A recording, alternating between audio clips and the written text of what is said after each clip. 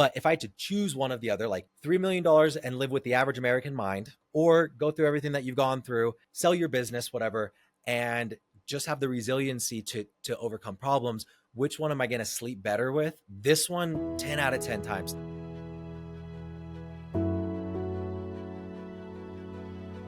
I'm Julia Lefevre, and around here we talk about leading with clarity, rewiring our mindset, and growing from the inside out. If you are tired of all the same leadership advice, you're in the right place. Welcome to Wired to Lead. Today's guest, Bennett Maxwell, built Dirty Dough from one cookie shop into more than 450 franchises in under 3 years. After exiting multiple companies, he has shifted his energy to mentoring entrepreneurs and championing mental and emotional well-being. As a serial entrepreneur and mental health advocate, Bennett helps leaders build wealth through franchising while staying resilient in the process. So Bennett, welcome to Wired to Lead. Thanks, Julia. I'm excited to be here and excited. I mean, I just like that intro is so cool. I'm just like, yeah, that's cool. That's cool. Yeah, let's do that. Anyways, yeah, I'm excited to be here. Okay, good. I captured everything that's real and true about you. So yes, yeah, so tell us a little bit about your journey. So, okay, I'm a cookie aficionado. So when I saw that you exploded a cookie franchise, I was immediately interested. So tell us about that process and just how you entered into it. Yeah. I guess starting a little bit before that, grew up in Utah, 7 of 9 kids, single mom. So there's a lot of free time and a lot of hustling time, I guess. I don't know. I was always with my brothers. We were trying to sell something in elementary or snow shovels, door to door, or whatever. So that kind of, I guess, prepped me. And then I did a 2-year Mormon mission in Tijuana, Mexico. So that was a lot more communication and sales, but also you have to go learn another language while you're doing it. Then you come home, and the largest door-to-door company in the world is in Provo, Utah, the same town that BYU is in.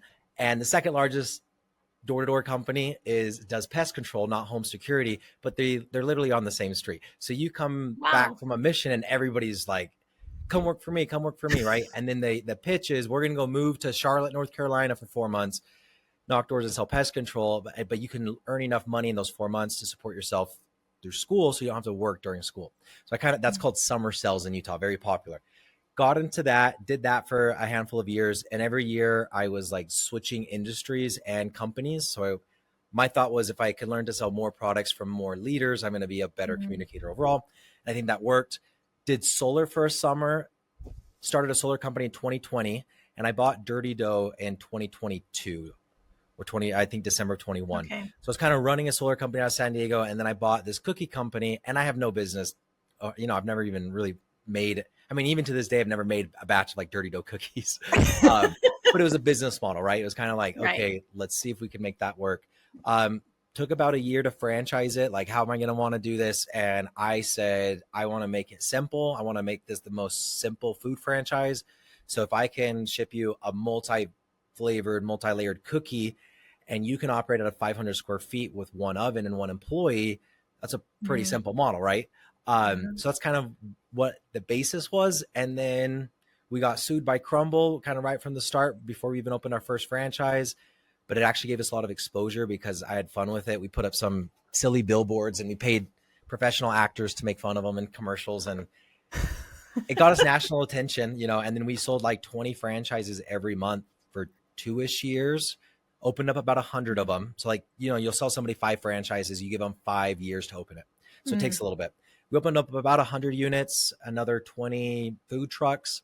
And then I sold that a year ago to a company out of Chicago called Craveworthy Brands. And then now I'm doing franchise sales for other companies.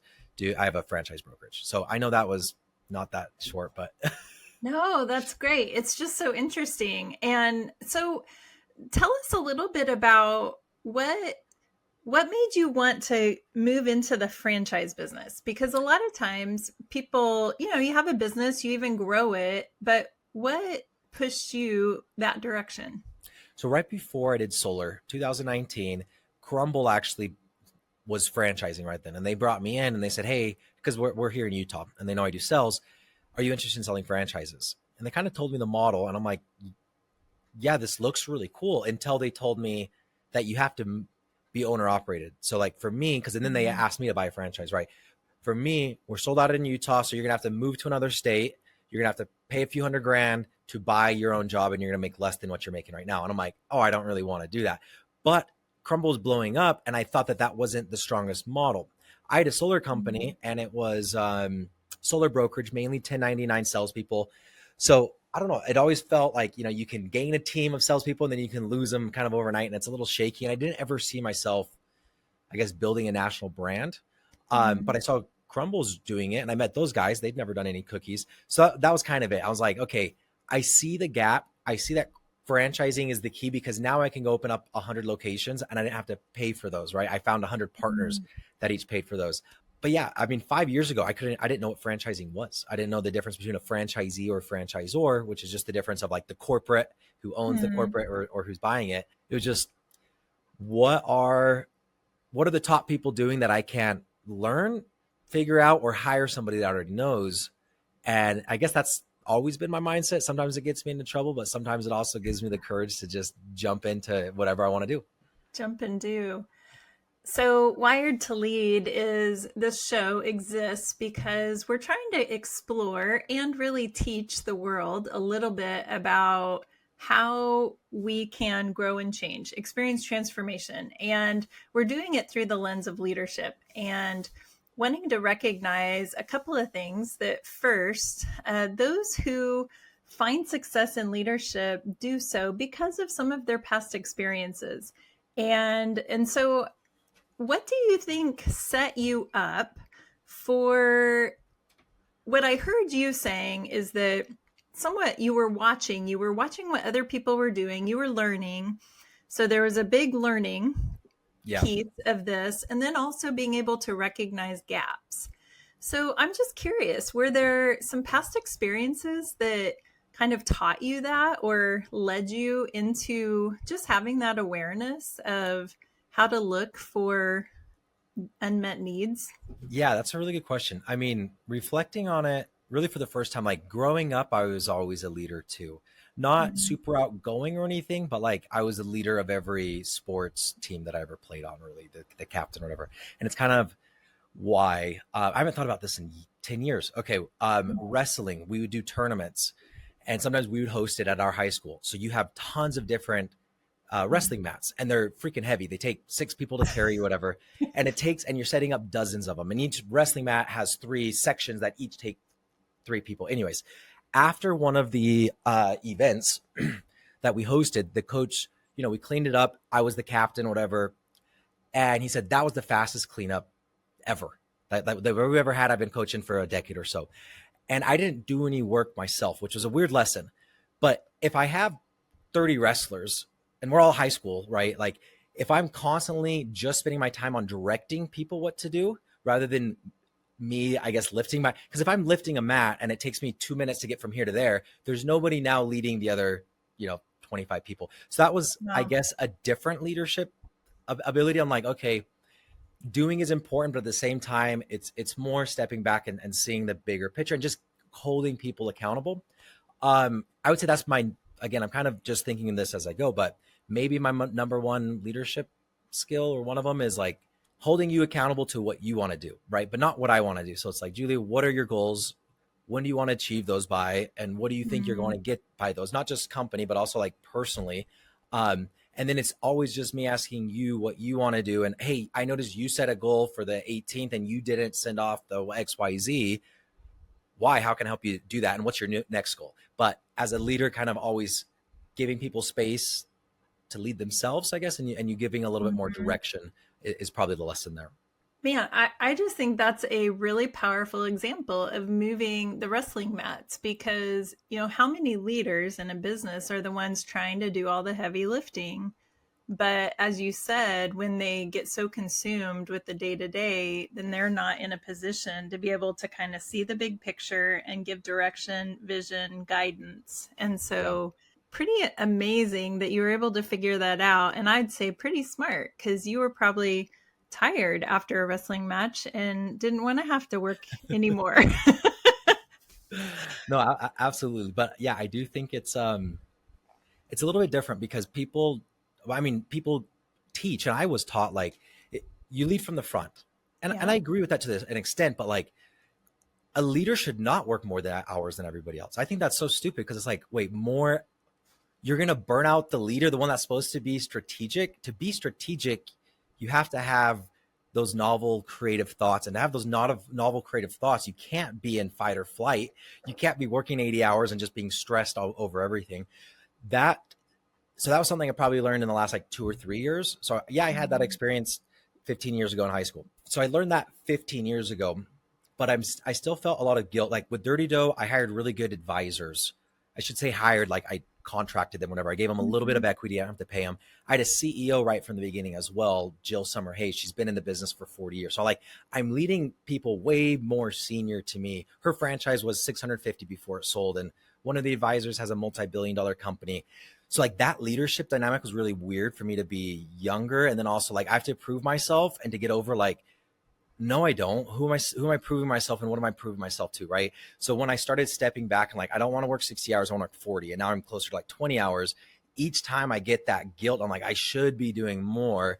But I look back as like, but why? Is my business doing worse? No, like every time I step back, I worked the most in solar. It was a good exit. It was a 7-figure exit, but the Dirty Dough exit was way bigger and I worked less.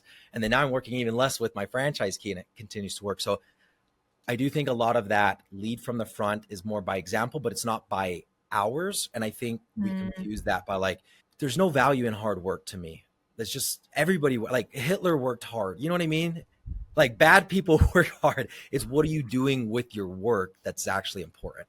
Wow.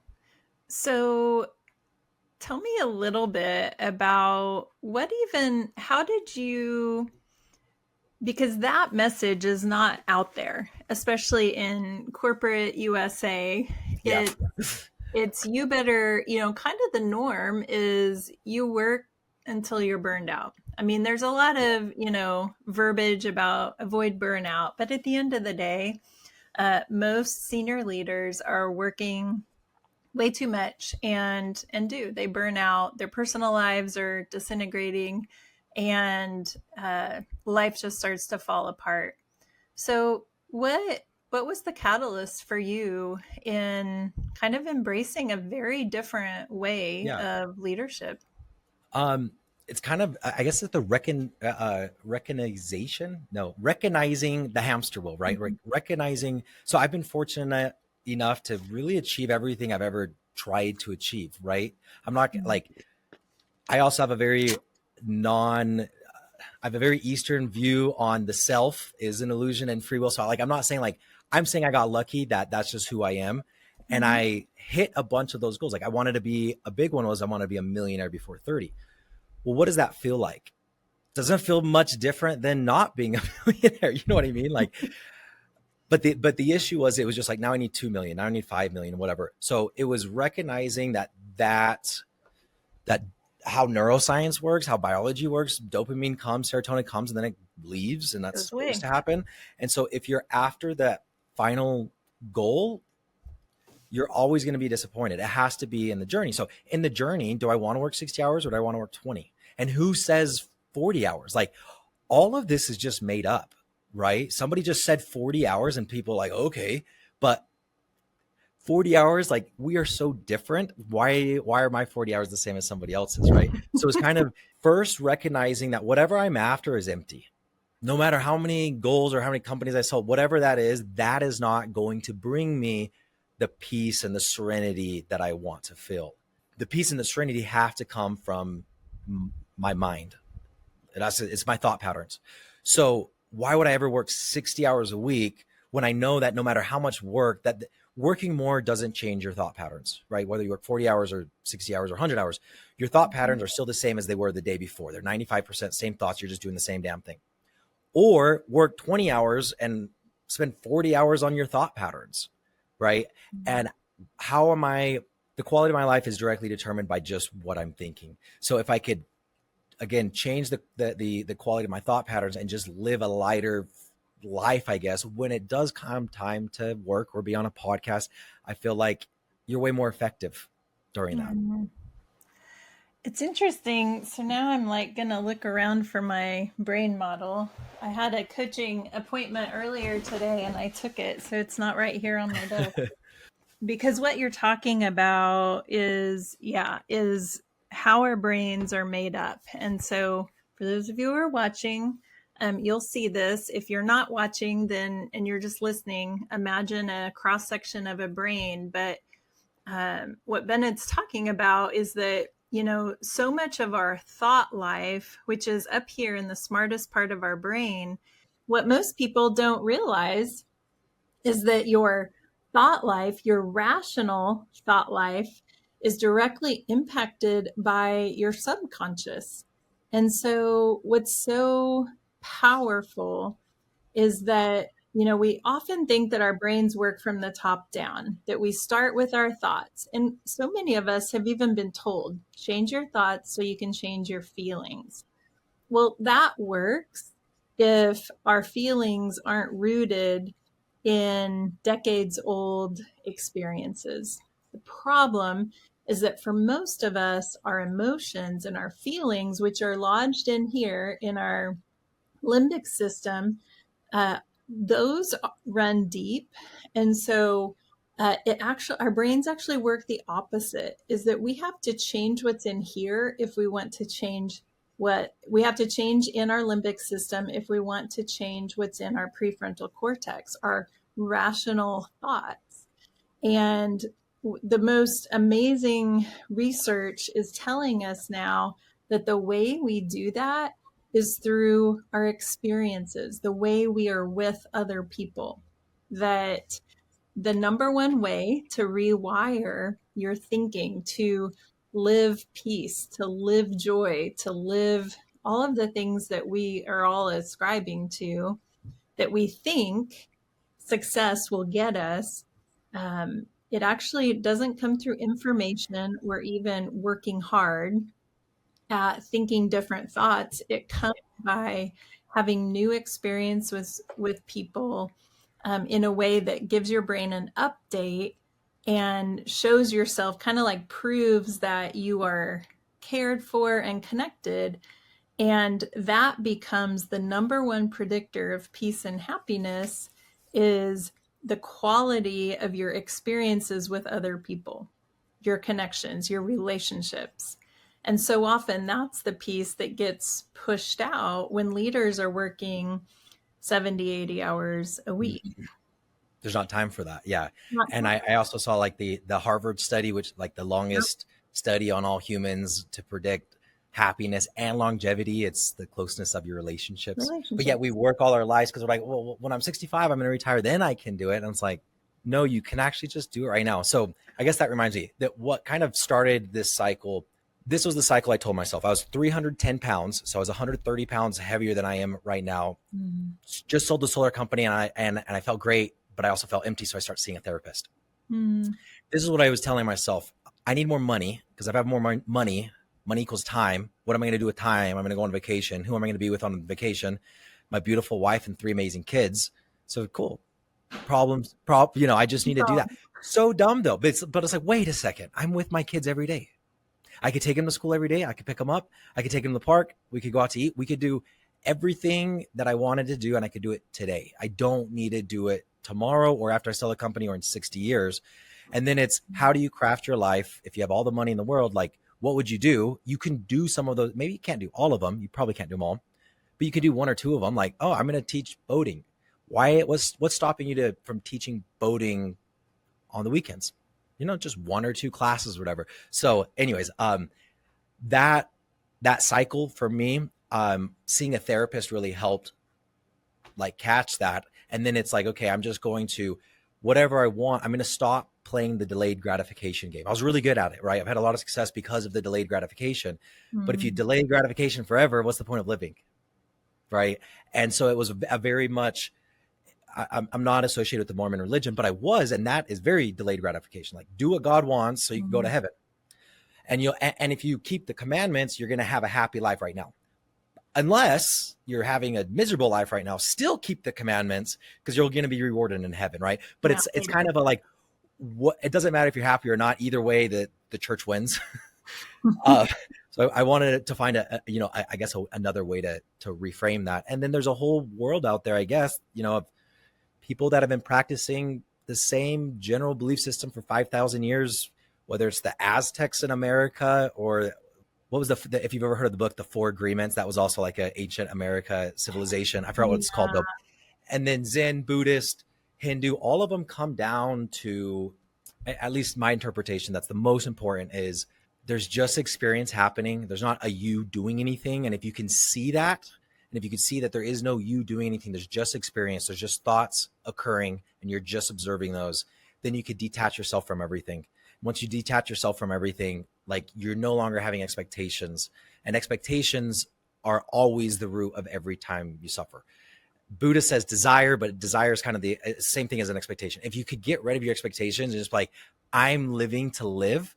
Yeah, I have goals, but I don't and it'd be cool to achieve them, but I'm not attached in any way to that, because again, like any success that I've had, I don't credit that to me. I just credit that to experience, and any failures, I also brush off. I'm like, that wasn't me. That was just a failure. That was just something that happened. And if you can live in that mindset of the free will and the self error and illusion, those two big concepts, if you can internalize those, which are widely accepted by every biologist, physicist, neurologist, whatever, like it's as proven as it can get. But if you can accept that, then where's the room for lasting shame, guilt, embarrassment, or pride?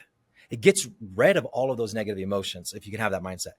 And then what's left? Gratitude and love, right? You're just grateful that you're dealt a good hand. It wasn't because you're better than anybody else or you worked harder. Sure, I work harder than other people, but why? Why am I driven to work harder? I don't know. It's just like, I can't explain it other than I just got dealt a good hand, and I could be grateful for that. Or I could think that it was me and I could be prideful for it. But I think that's a very big lesson. And again, it's like, for me, all of this came out in the last 2 or 3 years, just because I was raised in Mormon land, right? Like everybody has the same belief system, but I'm like, crap, there's other belief systems that seem very, very, very promising for thousands of years. Yeah. So you have said that you are an advocate for mental health and well-being, and I assume that has sprung out of maybe some of the pain from your past. So tell us a little bit about what you're doing in that arena right now, and what specifically is your passion in that area. Yeah. So Dirty Dough, raised 9 million in about 2 years, no experience. And it wasn't somebody gave me a 9 million check. This was 30 investors, right? Just check by check. So every month was like, if you don't find 300K, we're going under. And that was like that for 2 years. So what I told myself was, it all changed once I franchise. Once I franchise, then I could collect franchise fees. Okay, so I franchised, and then we did great. We started selling a lot. But it's like, but we need to open up a store first, right? Once we open up the first franchise, then there's the validation. Then it's can all be better. Well, no, it's not, that's just, and then we open it up. Okay, well now I need multiple stores in multiple states so I can further validate it. I just need to sell 50 franchises. I just need 10 million in franchise fees. You just keep moving the target. So then there's I have a problem with life, right? I have some sort of discomfort. And if I could just fix everything external, then my discomfort's going to leave, right? Or I could go internally and just realize that a problem is a perspective. So I really don't have a million problems. I just have one problem, which is, why do I have problems? Why am I seeing life as problems, right? So then it's, do I want to go attack 50 problems and go build another business that sells hundreds of franchises and hope that that gives me what I need? Or do I just focus on my mind? So this was April of 24. So a year and a handful of months ago, I said, the only thing that matters is my mind. And when I say my mind, by the way, mind and emotions to me are one. Mainly because I'm following kind of a yogic philosophy, and they call it the mind body, I guess, but it's the intellect and the emotions are the same. They kind of feed off of each other. Yeah. And biologically, here's my brain. Yeah. It's all a part of the brain. I mean, your emotions are lodged in here primarily, not completely. And then thoughts and rational thinking are in the cortex, but all part of the brain. One really big thing, I grew up very math, science, numbers, logic, intuition. What the hell's that? Like, I didn't understand, I guess, any of that. It was safer for me to ignore intuition. Because what if I made a wrong decision? And you're like, Bennett, why'd you make the decision? It lost us so much money, whatever, or we had to fire somebody, whatever. And it's like, well, because it felt right. Yeah. That doesn't give me something to, like that feels shaky to me. So instead I could say, well, look at all the facts. This is how I made my decision. Wouldn't you have made your decision the same way? Yeah, it didn't turn out, but we based it off of these facts, and boom, safety in that. We can do. Yeah. Yeah. There's a lot of safety in that. But once I started getting away from that and realizing like, no, I'm not a logical creature, because like logically, what do I want? Logically, I only want to feel a certain way. That's the only thing that we want as humans is an emotion. We don't want physical things. We want physical things because we think they're going to give us that emotional state. So we all set all of these physical goals, material goals, expecting a spiritual or an emotional reward. And it's like, no, just set your goal for the emotional reward. Now you don't have to go build a giant company or a small company, whatever. You don't have to go do that. You don't have to gain 100 pounds, have a bad relationship with your wife just to sell a company to realize all of that.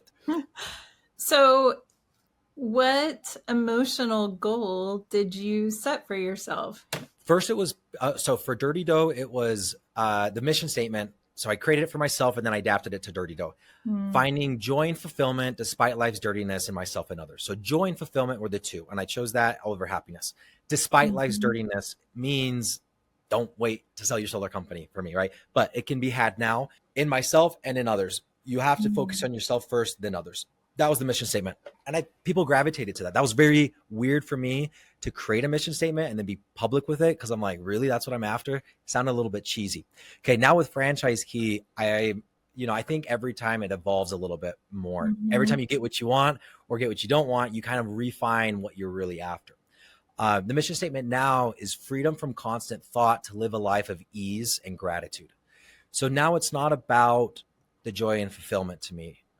Because I've had experiences already, like you can have these experiences and I've had them, that you could enjoy being sad. Like you could appreciate the intensity of high stress or high anxiety. You can look at it as like, man, this is cool to be alive. What is it like to be a human and to feel this in my chest, right?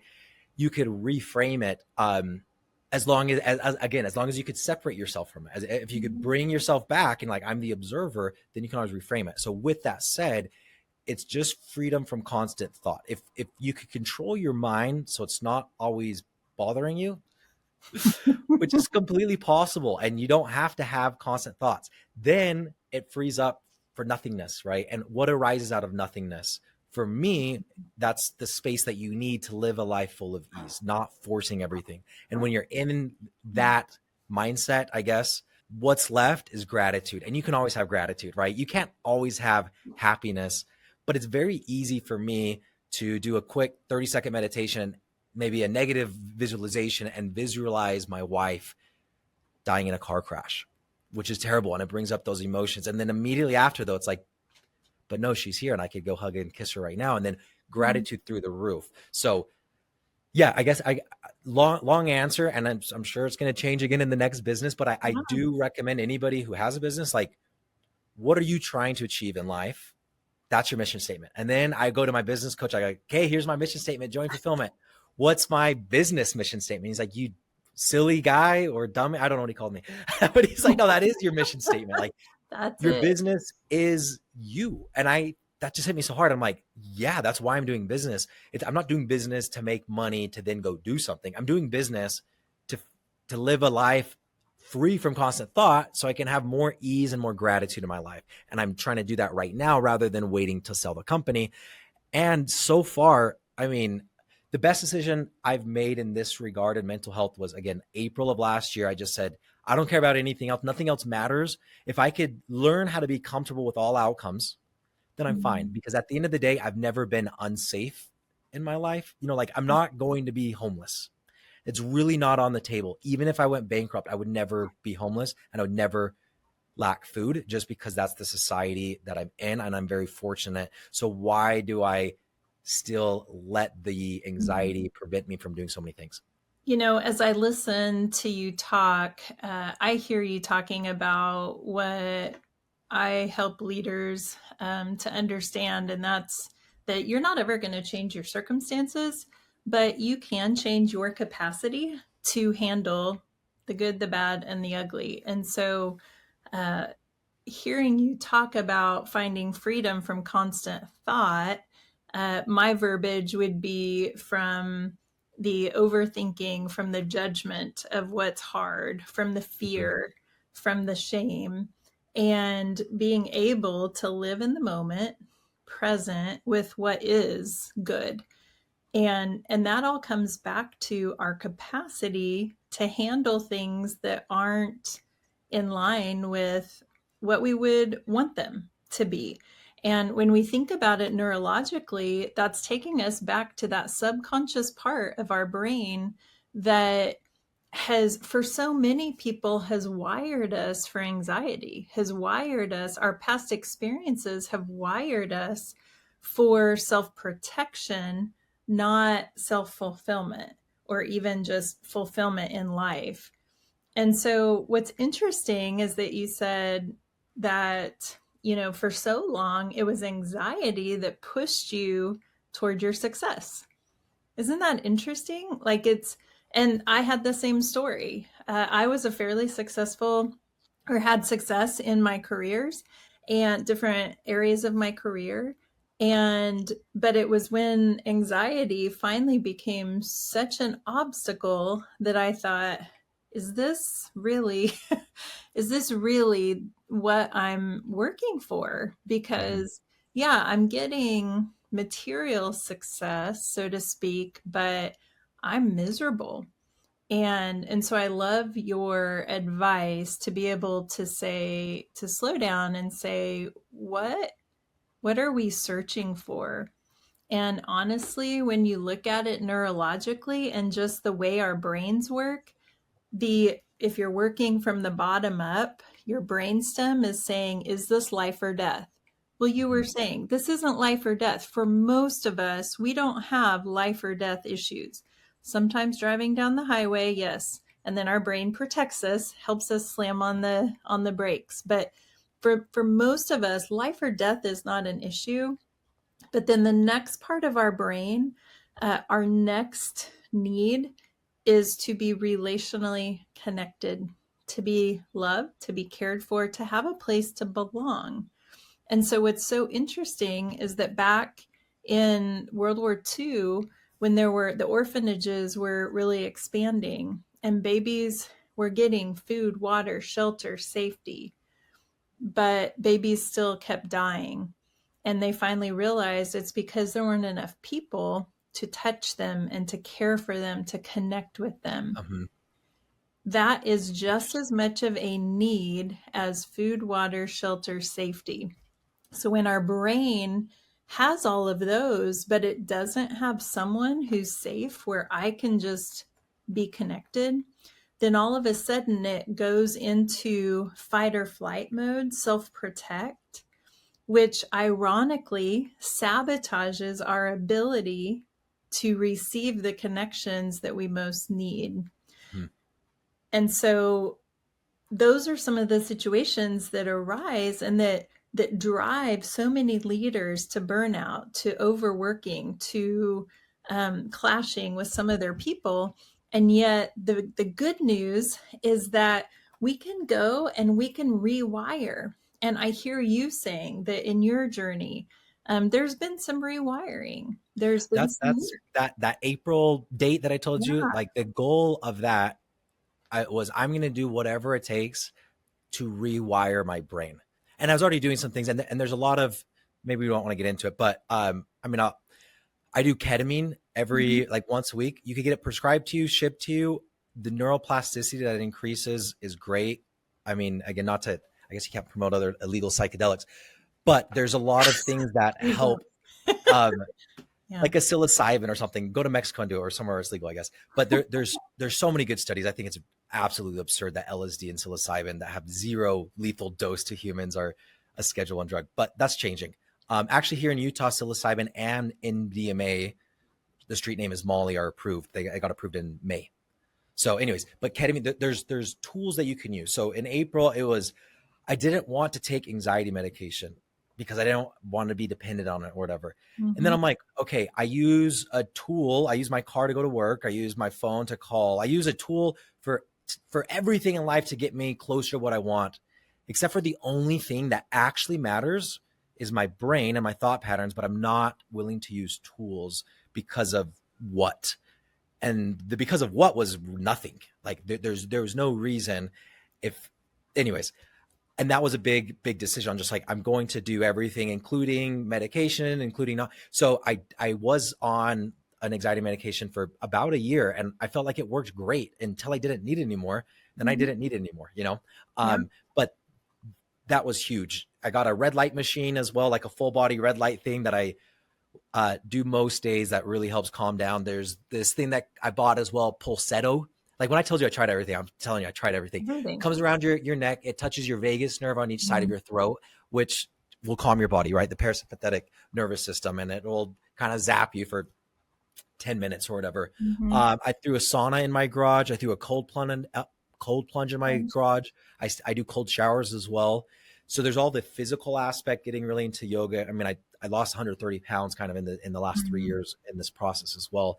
But it was, again, like, why does it matter if I sell another franchise if I'm losing sleep at night? Why does it matter if I go bankrupt, or if I don't go bankrupt, if I'm losing sleep at night? You know what I mean? Like it's just, you have to prioritize yourself, but nobody does that because the message from when we're little in culture is everything is fear. You are going to die. We haven't adapted. Our brains just a few hundred years ago did need to be in survival mode for a lot of this stuff, right? But there's no sense of me ever getting the same stress and anxiety from a potential business deal than a lion chasing after me. And I think that they're similar, right? Because you have to train your body out of that, because evolution has trained it into it. Now you have to train it out of it, but nobody is talking about it. Nobody says this is, your whole life has been based off of fear, based on the religions and society. And to get rid of the fear, this is how you do it. At least at scale. Obviously it's out there because all the information's out there. But yeah, it was just, I guess it was actually when I started getting into the psychedelic world, and I was doing group mushroom ceremonies. So you pay somebody a few $100 and you're setting an intention. You're there with 5 or 10 people, and they're playing live music and whatever. And you're going through hell because mushrooms suck. I hate them, but like very, very good experiences. And then you kind of start seeing a different world, because that's what psychedelics do, is they change your brain and they force you to see things in a different mindset. And then you're like, oh, wow, the entire lens that I think that reality is actually 0% accurate. And that's okay. But recognizing that, and then don't take everything so seriously because of it. You know, it's interesting because I just read The Myth of Normal by Dr.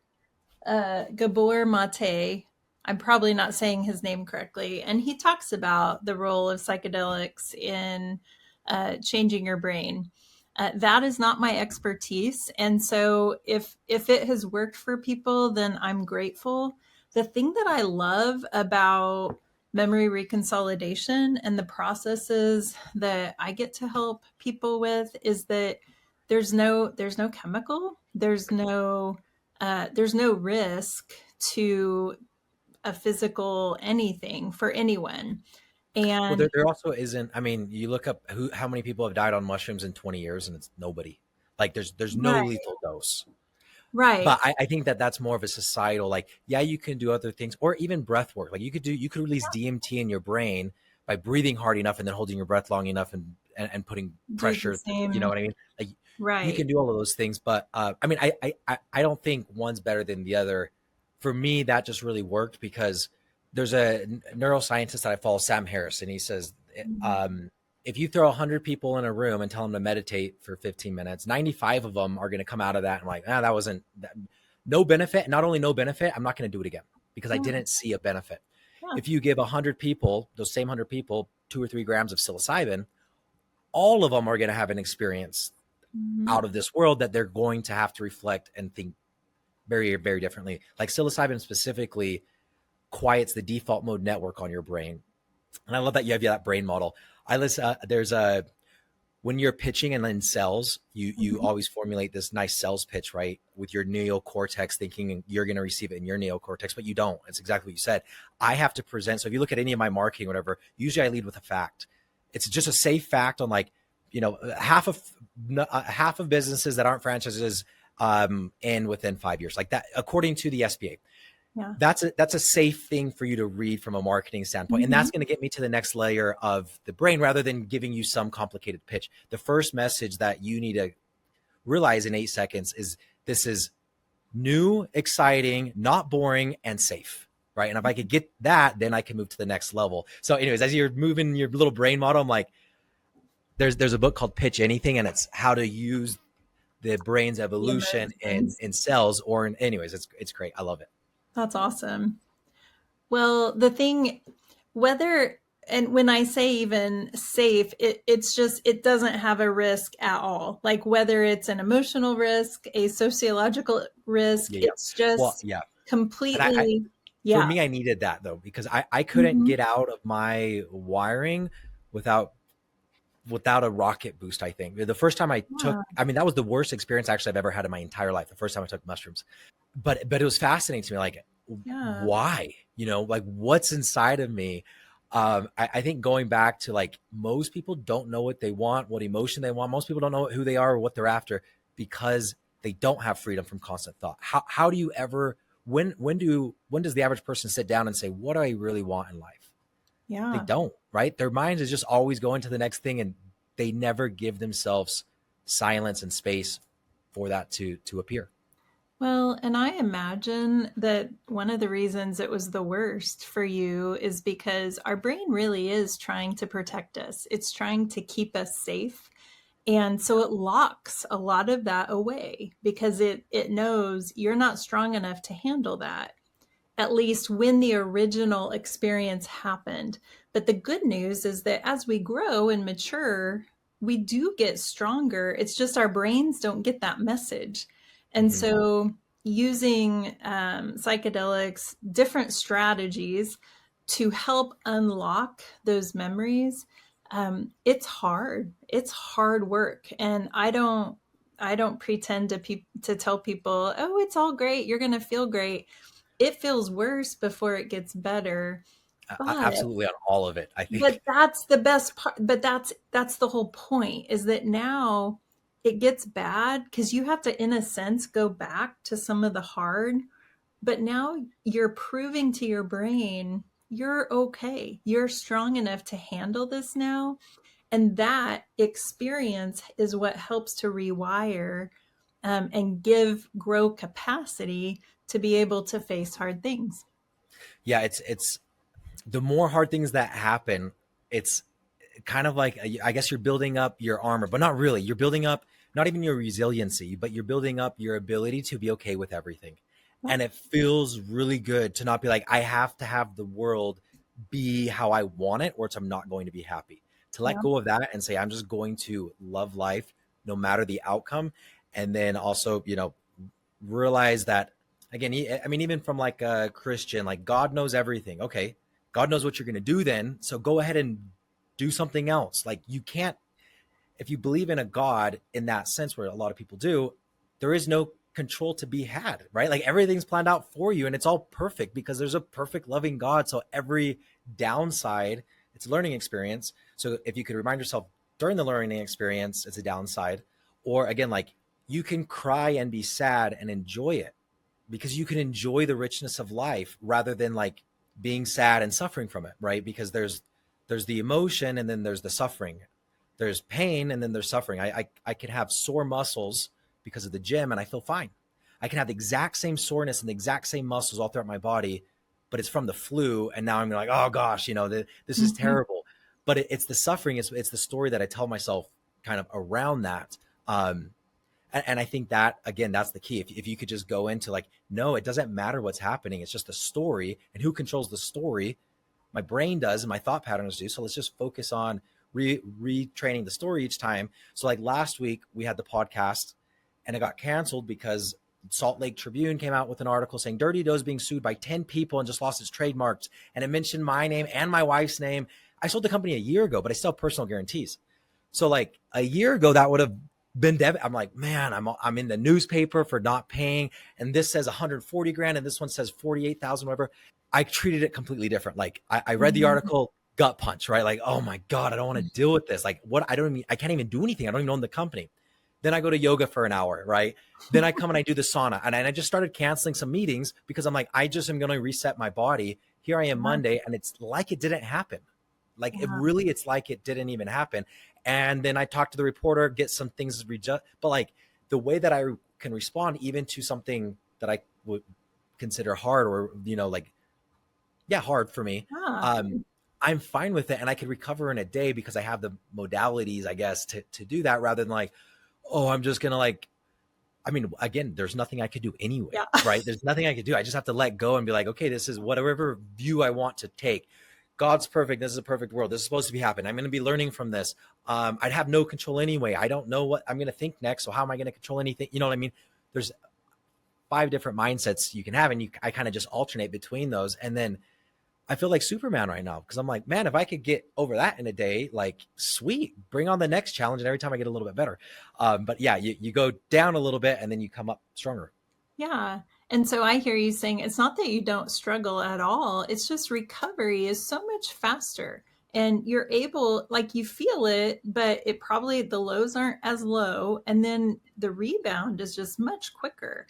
And isn't that a nice way to move through life instead of staying up all night spinning? I'll tell you, that feels better than having a company that's profiting a few $1 million a year, because the few $1 million a year doesn't solve really anything. Like it doesn't solve any of your emotional problems. Now you can use it as a tool, right? I'm not going to say it's not a tool, but if I had to choose one of the other, like $3 million and live with the average American mind, or go through everything that you've gone through, sell your business, whatever, and just have the resiliency to overcome problems, which one am I going to sleep better with? This one, 10 out of 10 times, because this one, once you get the few $1 million a year, you probably got that out of fear because you thought that you needed it. And now you're just driven out of fear to not lose it. And it's just not a good thought pattern to have in your life, because I don't know, I've lived it. I didn't like it, but I like this. I like the read the article, whatever. And people are like, man, are you okay? And it's just like, well, it is what it is. And nothing happened, right? From the day that the article was released to the prior day, I knew about all the lawsuits. It just wasn't formalized in an article, right? So why did my body have a physical reaction? I don't know. I mean, of what we talked about, right? Of it thinking that it's actually unsafe. But then I can remind myself, well, no, I've always been safe. And then again, like when people are like, wait, how can you do that? How can you just like trust that it's going to be okay? And it's like, well, when is it not? I don't know. Why would I not trust in a perfect record? I've always been okay. So why would I'm 32 years into always being okay. Why do I think I'm not going to be okay going forward? Especially with, I think I'm becoming a better person, more resilient. But it's just kind of weird because you're like, well, what if I lose my ability to do business or to sell? And it's just like, it's just fears, but it's always worked out, right? We've always been fine. Yeah. So just trust in that. Well, if people ask you, say, because I've done a lot of work.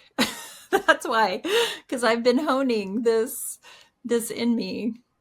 Yeah. Well, gosh, Bennett, I said this was going to be 30 to 45 minutes and it's already been 50. So we need to wrap it up. But thank you so much for being on here and sharing your story. And if you could just give one encouragement to our listeners, what would you tell people who are maybe in the grind right now and saying, well, I don't have a multi-million-dollar company to sell and I don't have, all these things lined up? What would you tell them? Yeah, I would say identify what you want, and it's an emotion. If it's not an emotion, you're not there. Okay. And then set your goals around that. And your day-to-day today. So now if you have a business decision, which marketing company do I hire? You say, which marketing company is going to bring me? In Dirty Dough, it was more joy and fulfillment. That's a much different question than which one do I think is going to give us better results? Because I don't freaking know, right? Yeah. But which one gives me more joy and fulfillment? That's typically you're going to back up the decision based on the ease of the relationship now, right? Not and like, who do I want to be dealing with? And that's an easier decision to make. So that's what I would say. Get your goal, have it emotionally based, and then start making your life around that. Figure out whatever the hell you want to pick, one thing that you want to do when you retire, and start doing it once a week, because you can. Like, you for sure can. Stop waiting. You just do it. Do it now. I love that. Well, thank you so much for being on here, and we will definitely be in touch. And if tell us a little bit if somebody's interested in getting some help through your what do you call it? Franchising. Yeah. BennettMaxwell.com is my website. Just my first and last name. And then it has links. I post every day on all social media. It's usually mental health and business stuff, family life, work-life balance, things like that. I host Deeper Than Dough podcast, More Than Money, right? It's diving into the emotional side of the entrepreneur's journey. And then Franchise Key is the franchise brokerage. So we vet, there's 4,000 plus brands. We get the top 1% that have the disclosed profits, that have the 3-year payback, validation, all that. So it makes it a little bit easier. So if somebody's interested in franchising, yeah, we could definitely walk through there. But if just general business, love to, connect with you guys and bounce ideas. Okay. We'll make sure and have all that in the show notes. Thanks, everyone. Thanks for listening, and we'll talk to you next time. Thanks for listening to Wired to Lead. If this helped you lead with more clarity today, hit follow in your app so you never miss an episode, and leave a short review in Apple Podcasts. 2 sentences is perfect, and it helps leaders like you to find us. If you're a leader who would like to explore opportunities for workshops or coaching with Brave Restoration, please reach out to our website at www.braverestoration.org. We would love to hear from you. See you next time.